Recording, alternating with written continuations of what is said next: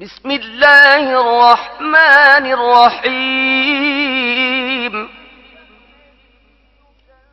أرأيت الذي يكذب بالدين فذلك الذي يدع اليتيم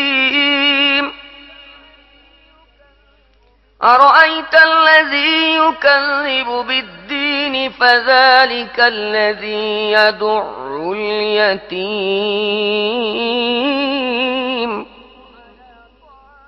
ولا يحض على طعام المسكين فويل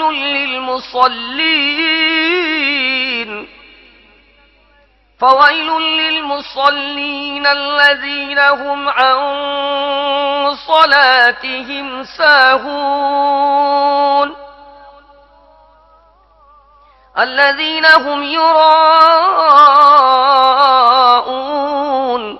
ويمنعون الماعون